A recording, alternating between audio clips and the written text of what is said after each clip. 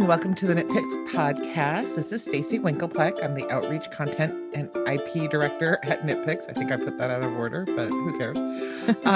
And as usual, I'm here with my friend Lee. Hi, Lee. Hi, I'm Lee. I'm the Knitpicks graphic designer. I do the books and patterns. How have you been, Lee? Pretty good. I've been knitting a lot, doing some fun projects. Watching lots of movies as usual. How have you been? About the same. Watching some TV shows more than movies. Just every TV show I love is out right now. So I've been watching a lot of TV and doing a lot of knitting and crocheting, but for that matter. I finished like somewhat of a crochet project. So I went back and I'm picked back up my winter coat that I started at Christmas time. Ooh. And I forget, I always forget when I go back to something after being away for a while, like with bulky yarns, you're holding worsted held double, how much faster that goes after.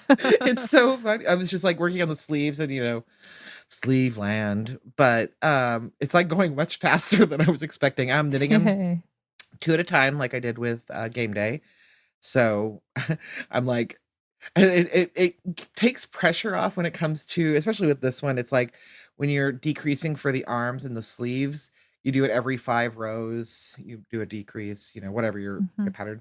At least if I'm doing it 2 at a time, if I forget a row and do it on the 6th, at least they still match. Right, exactly. I've done that with 2 at a time. Like every time I do 2 at a time, like I don't put as much focus into counting exactly because I'm like, yep, it's all going to even out in the end and they're going to match, so they'll be symmetrical. So it won't really matter. Yeah. So, and that's pretty much what I was working on all weekend. And then like some other like work related projects that no one will see for a few months, but they were pretty fun. So what have you been up to? Well, I finished my pair of chunky socks, which were Felici held double, which was, I don't remember the colorway name, but it's like a sunset-y. It might even be called sunset or something. It's a little bit of an older colorway, but I did just that one colorway held double with itself. So I held the beginning and the end of each skein together so that the stripes are all marled, like going in opposite directions. And this particular colorway has it's like half yellow. It's like 3 different shades of yellow and then like an orange and a pink and a red or something. Oh. So the yellow kept marling with itself. So it ended up having like both socks have like a big color block of yellow and then a big color block of like orange and purple and red all together. But like the 2 different socks, the orange, purple, red blocks are like different. So it's like a fun like fraternal pair where they're like all the same colors are present, but they're like different. That's awesome. So, yes, I did. Yeah, I actually saw those because you finished those when you were in the office, didn't you? I brought them with me into the office, but I finished them over the weekend. Yeah. Oh, okay. I remember seeing them. They were cool. Yeah, so after I finished that, I picked up a sweater that was in my hibernation bin that I've been meaning to pick up at the beginning of the fall to get it done this like fall winter. And I thought I had started it like at the end of 2021. And what had happened was like I was super, super focused on it. I was knitting it really fast. And then I got to like a hiccup where basically I made a mistake that I need to frog back and fix. I need to kind of like figure it out, right? I need to figure out, okay, what exactly do I need to do to fix this? And I think at that time I had another project that I was kind of more interested in. So I just kind of was like, I'll deal with this hiccup later and do this other thing now. And I'm looking at Ravelry now, and I actually started it in March of 2021, which was exactly 2 years ago, not like a year and a half ago like I thought. So I think I put it down in spring of 2021, and then I think the other thing was like summer was hitting, and I was like, well, I'm not going to finish it. It's going to be summer when I finish it, so I might as well just pick it back up in the fall, and I just never did. So I finally did now. I figured, like, I deciphered the pattern, I figured out my mistake, I frogged back a couple rows, I fixed it, and now I'm on a roll, and now I'm just like powering through. I've knit like a big fat chunk over the weekend. I'm super into it. So what pattern? It's the N for November sweater, which was the cover sweater of our book called Vertex, which came out in 2021. It came out, I think around like spring 2021. And it's a color block, like it's like a cross, like an X, and then it has like 4 different blocks, like top, bottom, and the 2 sides are different colors. Yeah, And it's a the cool pattern. original sample was in Comfy. It And was, color mist, yeah. Comfy and Comfy Color Mist, yeah, which was a cotton blend, so it was a real, like, springy sweater, but I'm actually knitting it with hawthorn and aloft held together, Oh, so cool. it's gonna be a much warmer, fuzzier situation. Hawthorne Um, single? yeah, hawthorn single and aloft. So, well, it's size 7 needles because the aloft, like, fills it in.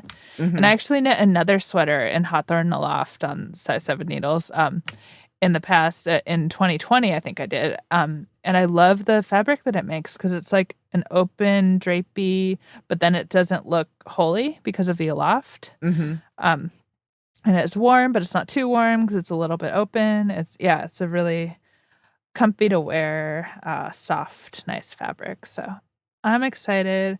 I'm using a couple of old Sock Labs colors, so they're, like, you know, long ago discontinued because they were just one-time only colors, so, it's gonna be a really one of a kind, and then I'm using different color hawthorn and different color aloft in each of the Oh, cool. quadrants, so I have like, the one I'm working on right now is, like, a multicolored Sock Lab with orange aloft, but then the 2 sides are both speckle hawthorn Mhm. with, like, light Oh. colors of aloft.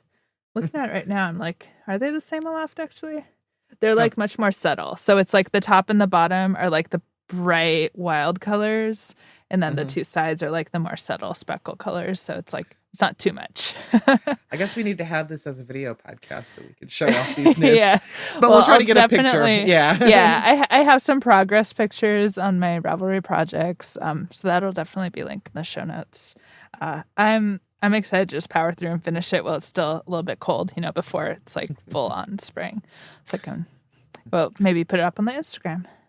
Yeah. Yeah, well, it's been really cold lately, so I think that's why I Yeah, said, like, cold. yeah. I know because I was just like I'm like when I put down the winter coat, I'm like, "Am I really gonna pick this up? Because it's gonna be spring soon," but then the last few weeks in the Pacific Northwest has just been Mhm. very cold, so I'm like, Very "Alright, cold. just gonna power through," and if not, I'll have a nice, coat to wear in the fall, so What else did you do this weekend besides watch TV and knit?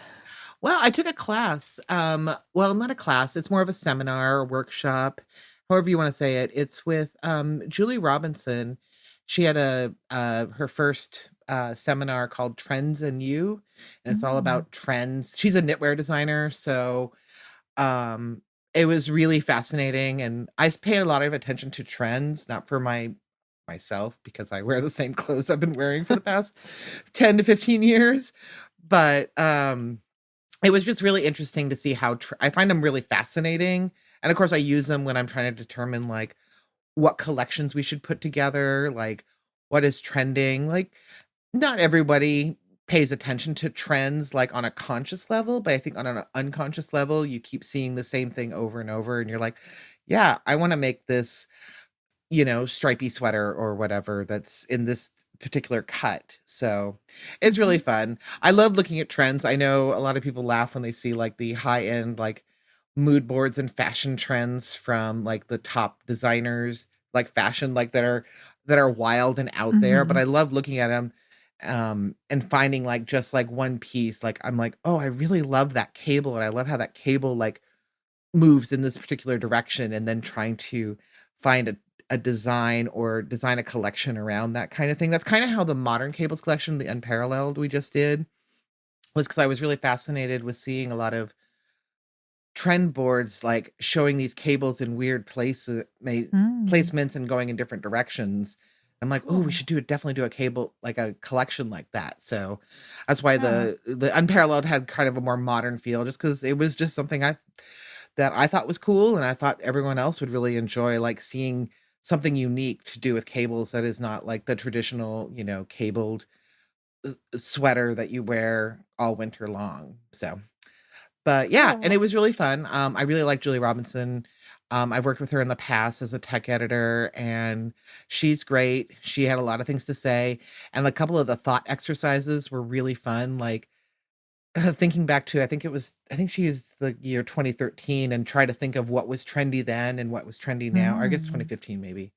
Anyway, and I was kind of going through like Ravelry, and you can order Ravelry patterns by year.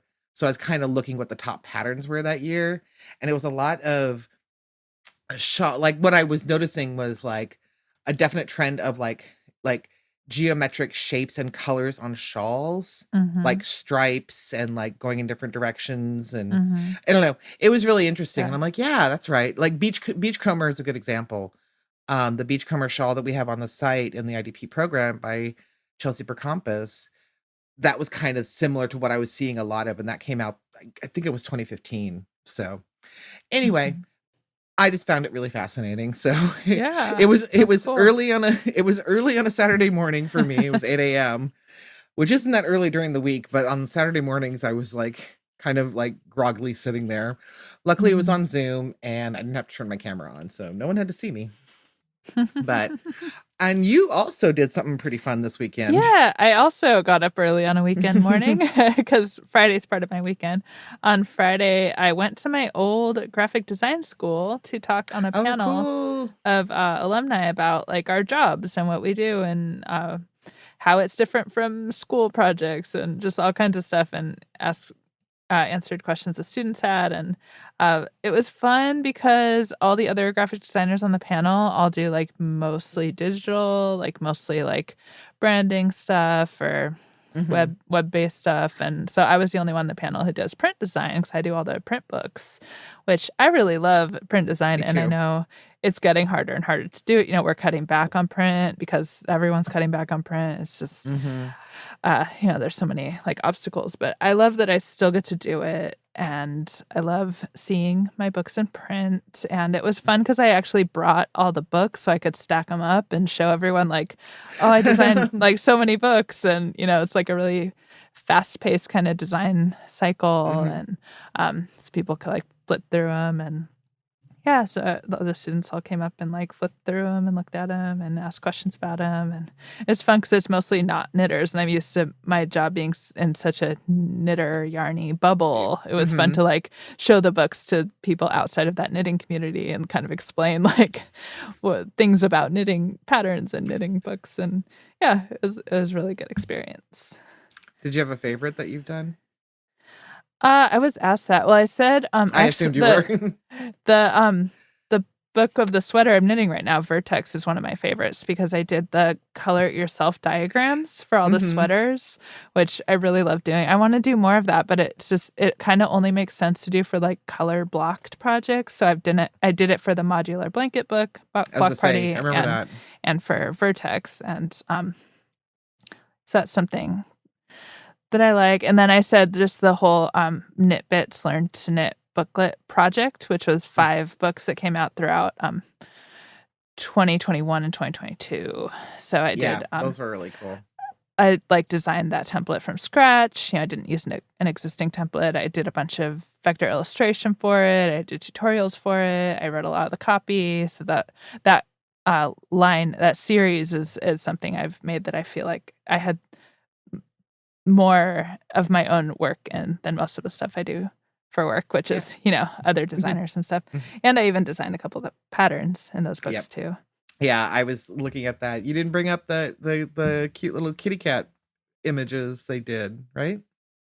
Yeah, oh my gosh, the students, made they, so there were 4 of us speaking, and the students kind of divided into 4 groups, and each chose a person, to make a thank you gift for, and so the students who picked me, like, kinda went through my Instagram and found pictures of my cats and knew that I was into knitting from my Instagram, and they didn't like, it was obviously before I went, so they didn't know much about what I do or what my job was yet. They just kinda, like, pulled images from Instagram, and they made me this, tea towel of, like, an orange yarn ball with 2 cats that look like my 2 cats, screen printed onto it, and then they made me a thank you card of, like, vector illustrations of, like, knit stitches and yarn and 2 cats that look exactly like my 2 cats. I died when I saw those. They were Me so too. cute.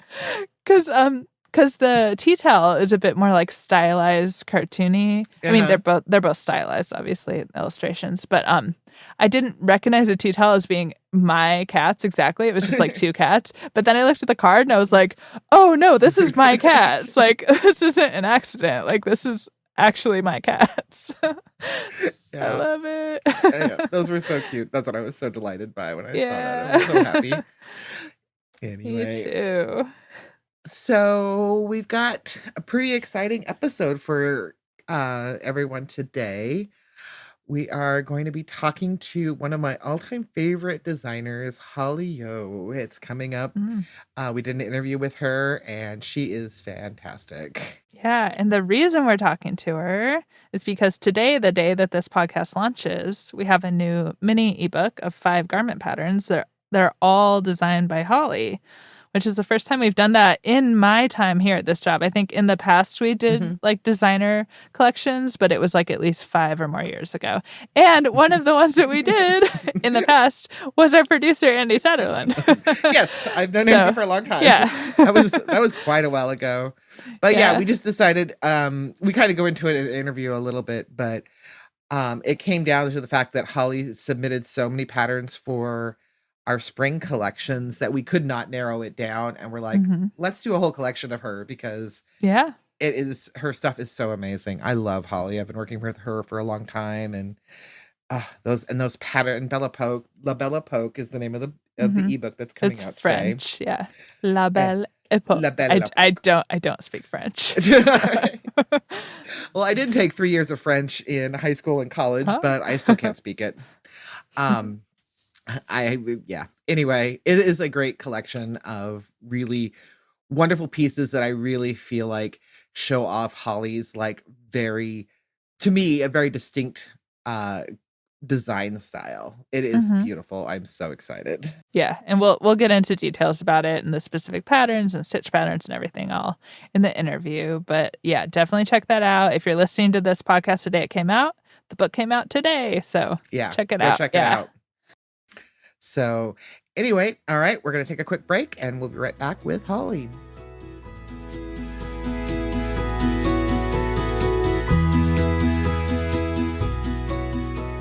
Hey, I'm back here with Stacey with our guest on this episode, one of our favorite designers of all time for sure, Holli Yeoh. Hi, Holli. Hello. Hi. Glad to be here. Hi, Holli. Hey, Stacey. If you haven't seen, you probably have if you've been to the knitpicks website at all, but Holli has a great many patterns. She is a wonderful designer. Her focus is on size inclusivity and wonderful little details that you don't usually find in a lot of patterns. So I'm so excited to be talking to Holli again. It's great to see you. Thank you. Holli, so just to get our listeners caught up, when did you get started with knitwear designing? I've been writing patterns for over 20 years now. Oh, goodness. Yeah. I couldn't believe it when I sort of took stock. I sort of started right after my kid was born, or when I was pregnant was kind of when I made the big decision. And she just turned 21, so. Ooh. So yeah, I think the first published pattern was when she was about 1 year. Oh my gosh. Wow. That was a very different era of pattern design. When you first started, were you just designing like for publications? Because that was kind of pre-self-publishing before that really took off. Yeah. So I jumped right into self-publishing. Oh, wow. Knowing that I had a newborn at home, I didn't think I was in a position to commit to deadlines. Wow. And so I did self-publishing. This was pre-Ravelry. Yeah. And so found a couple of yarn stores who I was loyal to, and they were loyal to me. And my business was wholesaling patterns at the time. And it was a very different way of getting started than it is now, for sure. Did you start with because you mainly do at least for us a lot of sweaters? Did you start that way, or did you start with like other projects first? I did start with sweaters, but they were for babies. So, I kind of had this focus. I was pregnant. I had a newborn. And actually where I started was I was at a knitting retreat where I was teaching. And one of the knitters came running up at breakfast time to show me the project she was working on, and she was knitting socks, and they were, multicolored, lovely. I thought they were stranded socks, and it was self-patterning sock yarn. I had never seen it before or heard about it. And I'm like, yeah, well, those are lovely, but I'd never go to that kind of work. And besides, I'm not a sock knitter is what I was thinking. She goes, no, you don't get it. This is in the yarn. The yarn does this. And so then I started thinking, well, what can I do with this yarn? I don't want to knit socks. I couldn't rationalize the time, at least 16 hours for a pair of socks was kind of the way. Yeah. At that time, that was my speed for knitting socks. And then the price of the yarn on top of that. And so I thought, well, you know what? A sleeve of a baby sweater is about the same diameter as a sock. So this yarn is going to work for that. And, half a cardigan front is about the same number of stitches as a sleeve. Obviously, newborn versus a 2-year-old, it's going to change a bit in size. So those stripes will be narrower or wider. But so that's where I started. So my first collection or range of patterns was all baby sweaters using self-patterning sock yarn. Wow. Clever. That's amazing. That sounded like a conversation Lee and I just had recently about her and sock yarn, because I love knitting socks, but she does not like knitting socks with sock yarn. So she was like, what are other ways I can do with sock yarn? Yeah. But then you moved into sweaters and a lot of larger garments. Did you take any classes or anything to get started with that? Or did you just kind of learn on the fly of how to grade patterns and things like that? Yeah, so I learned on the fly. I mean, I have taken classes over the years, and I continue to take classes. I don't look at designing as okay, I know how to do this. I don't need to learn anymore. I'm continually taking new classes, learning about fit issues or ways of ways of doing modifications so that I can better offer that advice in my patterns, before somebody needs to modify it. I just say that's something I love about your patterns, that you almost always have modification sections in your notes to help people. Thank you. Yeah, it's so great. I love it. Yeah, that's a recent innovation. Well, recent within the last, 5 years or something like that I've been including in my patterns as much as I can, especially when it's a simple modification. And I know, I can easily guide somebody to make this change. But yeah, as far as knowing how to design, no, I don't have an education in that, but I do have a fine arts degree. So my mind already works that way. I was a jewelry designer for years. I taught jewelry. I teach knitting. I've knit since I was 5. So, and when I was young, I used to sew my clothes. And so I'm familiar with clothing construction and those kinds of issues. I did 1 year of clothing and textiles at university before I went to art college. Wow. I'm sure that would be a fun class. So when you started knitting, do you have any favorite patterns that you started with on garments, or any favorite types? Yeah, definitely. Well, I mean, my first pattern is probably always going to be a favorite. That's a little baby cardigan called Candace, named for my niece. And it's one of those self-patterning sock yarn ones that I was talking about. But then, after that, sort of my favorite is usually one of my most recent, right? So I know this is an audio podcast. You can't see what I'm wearing, but today I'm wearing the Focus Focus Polar cardigan. You told me to write those down, and I didn't think I was going to talk about this one today. And so it's my current favorite, largely because I haven't finished the samples for the upcoming collection yet, so I haven't had a chance to wear my own personal samples. Yeah, I love the Focus Polar cardigan. That was, as soon as we got those submissions during the initial that was one I picked out. I'm like, nope, this is exactly what I want in the collection. So wonderful. I was so pleased. No argument. I was so pleased you picked it. When I submit to a collection or to one of your calls, I don't just send you 1 or 2 design ideas. I send you 10 or 12 or 15. Difficult decisions in the deciding room. We're like, okay, we've got to limit it to 2 Holli Yeoh patterns. Which 2 are we gonna do? It's a really hard choice sometimes. Well, and actually, that is how the collection that you just released on the site is out today. If you're listening to this when the podcast drops, it is called La Belle Époque. And We could not limit ourselves to 2. We had Yeah. to Well, choose I'm 5. so glad because, I've always wanted to float the idea to you that we could do a collection that's all mine. So, like mine's, Yeah, right? we were so happy to do it. Yeah, and these designs are beautiful. We'll have links in the show note, but I encourage everyone to go Yeah, we'll check link out to these, everything. to come and check these out because this is one of my favorite collections that we have worked on. Oh, wonderful. Uh, I'm so pleased. and yeah, do you want to talk about some of your designs in that collection? We'll just kind of move on to there. Sure.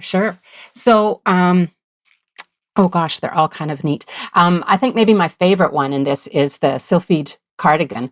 And That's my favorite. it's a really interesting construction.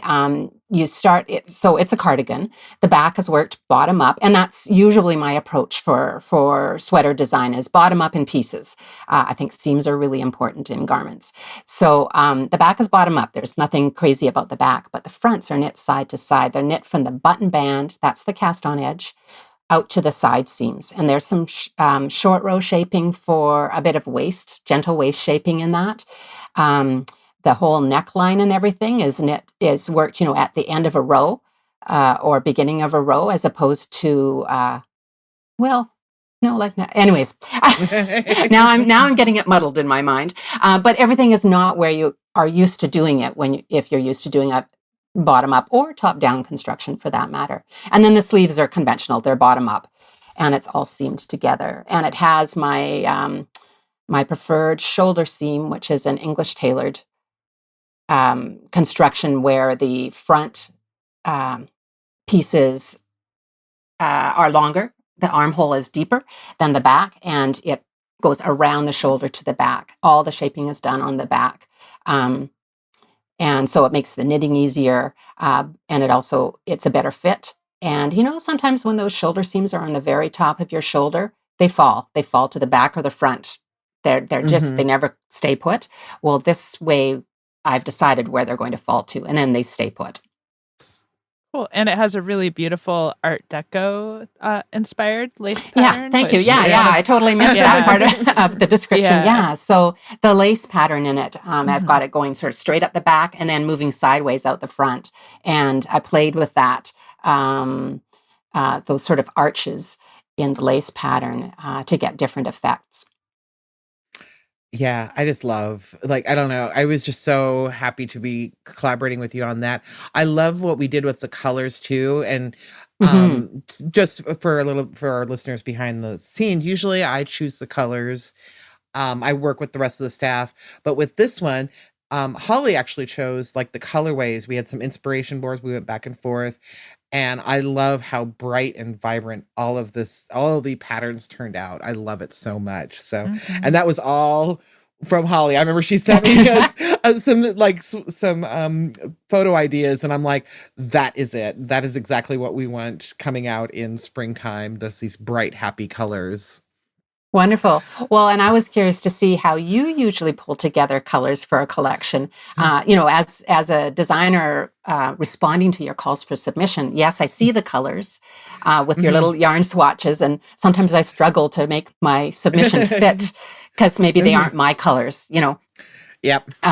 But so this one was fun to work on because, yes, they were much more my colors.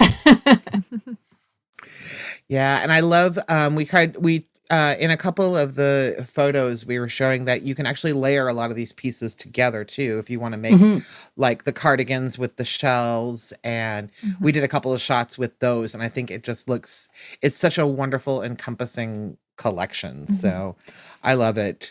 Yeah. I don't think we said that the collection is 5 patterns and it's 2 shells and 3 cardigans. So yeah, they're all great for layering with other things as well. The kind of theme is knits for home and abroad. So it's good for traveling with, because layering is always nice when you're traveling. That was kind of the theme of the name and whatnot.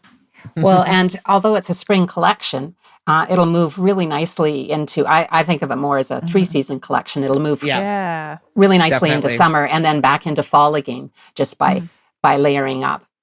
Totally. Yeah. Yeah. We used a lot of lighter weight yarns of Galileo and Gloss and Shine and Lindy Chain And so it is definitely like an all seasons, with the exception of dead of winter, I suppose. Unless it's something Well, in it line depends where you live, right? exactly. Yeah. And usually where both you and I live on the west coast of North America, it's not a problem. But today, I imagine it's also snowing outside your window. It's Yes, it totally is. snowing here. It's been snowing for a few days now. Yeah. Yeah.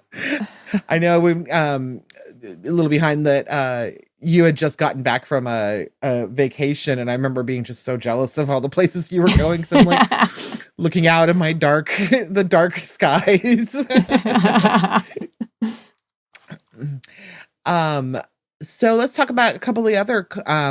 The Paxton shell is also I found really interesting with the all over lace pattern. Did you have anything inspiring some of these pieces?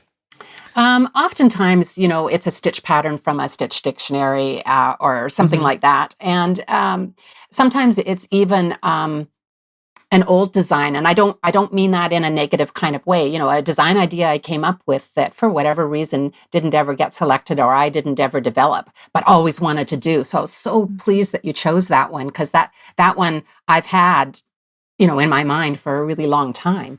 And I just loved that stitch pattern. And then it's kind of evokes tiles or interlocking sort of architectural. I can see it as tiles on a wall or maybe like glass window panes. And so it sort of brought to mind the Crystal Palace Yeah. in London, and the architect of the Crystal Palace was named Paxton, and that's where the name of that shell comes from. So something else I always love about your patterns is that you are awesome about size inclusion. You have where we have requirements now that we didn't used to have about size inclusion. So all of our patterns now have a pretty wide range, but you always seem to go above and beyond an even wider range than our requirements. Do you want to talk about that a bit? Yeah, definitely. I was really glad to see that you do have those requirements now. I would sometimes flip through the collections and go, not everybody's doing as many sizes as I think they should be doing. But yeah, I've always provided as many sizes as I have numbers for in my size charts. So if I don't have, examples of measurements, it's hard for me to design a pattern or grade a pattern to include a size. But I probably started off with the Craft Yarn Association's size charts, which have been problematic and continue to be problematic, but are better than they were when I started designing. And then I quickly bought the ASTM tables. So ASTM stands for American Society for Testing and Materials, and they are standards. They're not ideal standards. They were for garments. They were set in the 50s, and it was for women. It was I think it was like Army personnel or something. So it was a very select population, not a terribly diverse population, but at least it is some numbers to start with, right? And so I've always provided as many sizes as I'm able to, but in recent years, a lot of people have been doing some really excellent work on gathering together more measurements and maybe more accurate measurements. The North American body has changed since the 50s. The average size has changed since the 50s, and the distribution of the proportions, our proportions have changed. So Kim McBrien Evans has been doing some really, really great work. And there are others also doing great work.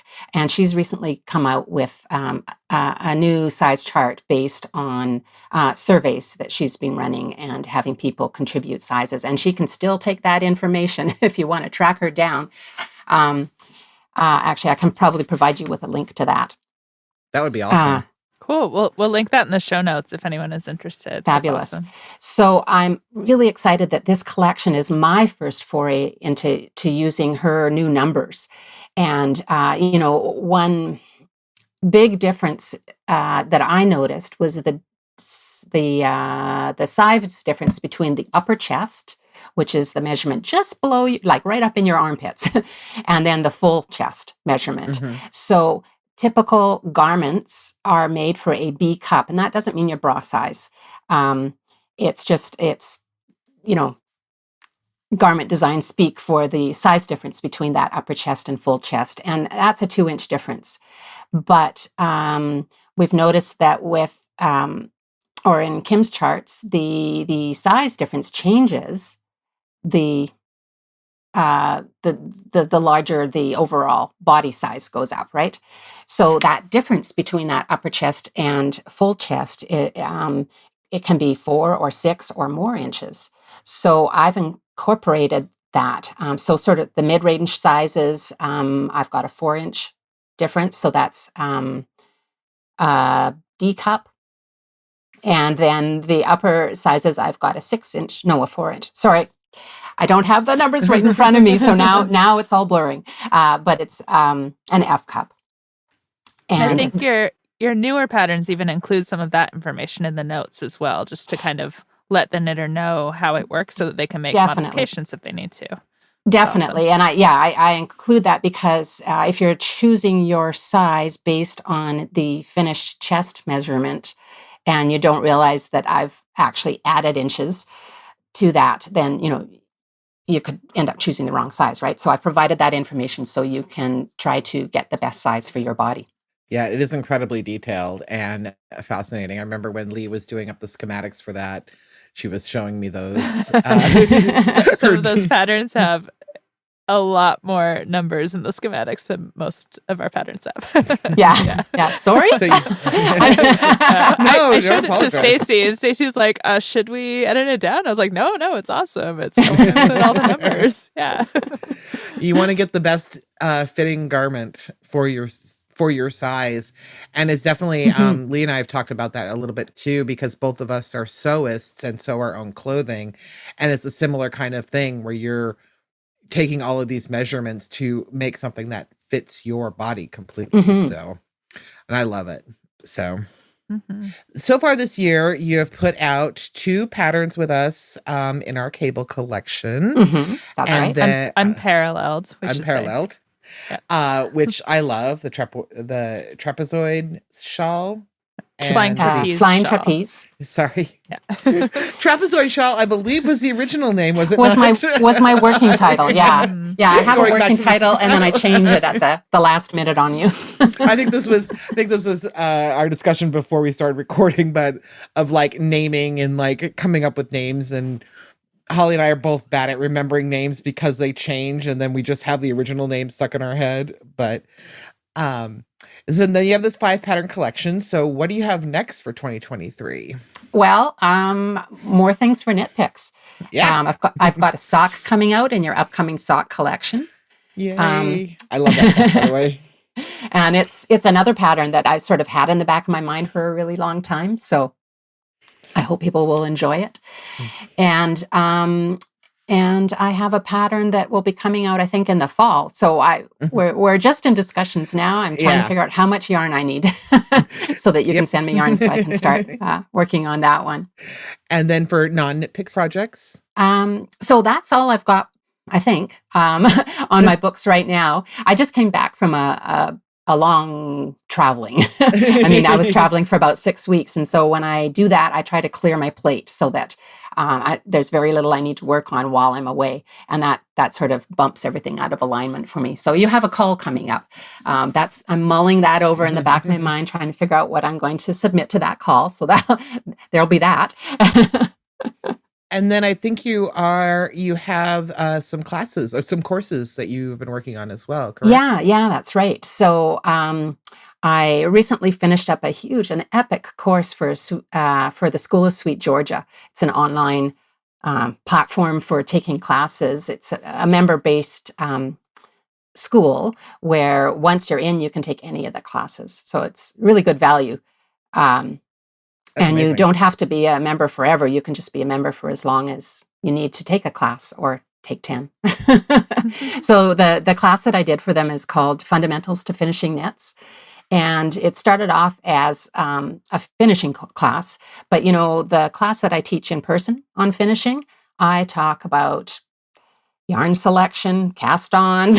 I talk about a lot of different things. I find it hard to limit it to just the finishing, like just the seaming techniques or whatever, because I think a lot of those early decisions you make in a garment really affect how you're going to finish that garment, or how Mhm. good that finishing ends up being. Yeah. So I touched on everything, and I mean it's um, kind of like the sweater knitter's perfect course. For me, the perfect garment to make is a sweater. That's my favorite kind of garment to make.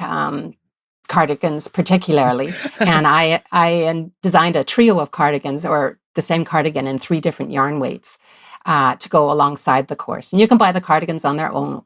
It's called Little Basic Cardi. Mhm. And it's in fingering weight, DK, and worsted weight yarns.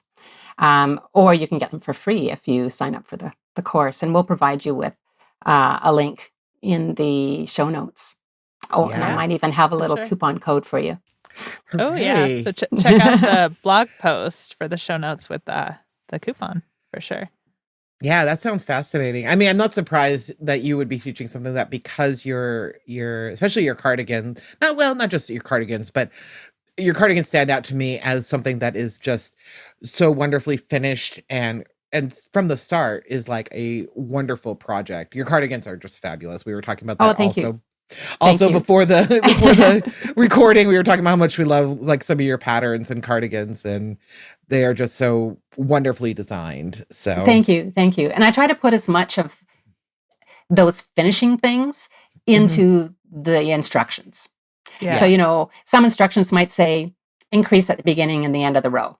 And that might be Mhm. all you get for instruction, right? But I'll tell you to knit to, do a right raised increase, knit to the last 2 stitches, do a left raised increase, knit 2. I'll spell it out so that you know exactly where that increase goes and exactly what increase to use. That is very appreciated by everyone I know. So And I'll just say from a knitpicks point of view, that's kind of how we like all of our patterns to be. So if a designer doesn't do that, then we are usually going to say, "Hey, could you do this?" But you always do it in the first place, which is I know.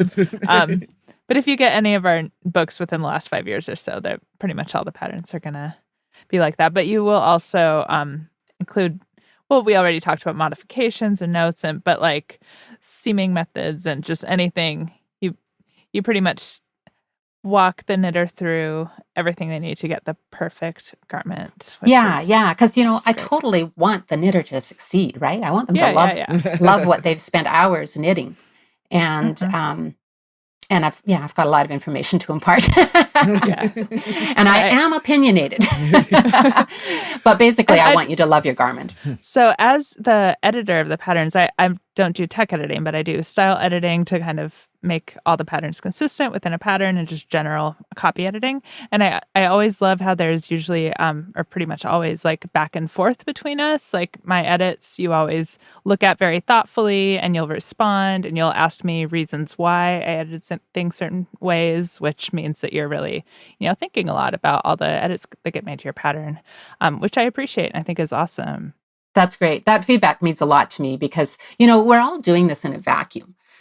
Yeah. Right. All us knitwear designers and probably all of you folks too are, we're kind of making up this job as we go along.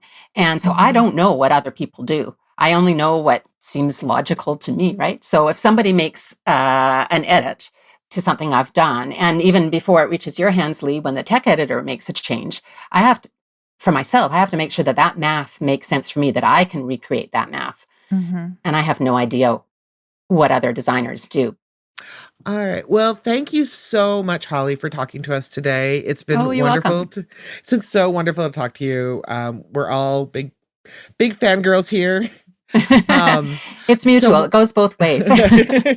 so much love. So where can people find more of your work online? Well, I have a website, holliyeoh.com. And the place I spend the most time online is Instagram. And Mhm. I'm at Holli Yeoh there. And you can also find me on Ravelry. Holli Yeoh. I'm Holli Yeoh everywhere. So it's pretty easy, as long as you know how to spell my name. You should Yep. say YEOH. Yeah, and Holly with an I. I know Holly with an I. Yeah. But we'll have all the links so everyone can check them out. And are you teaching anywhere this year?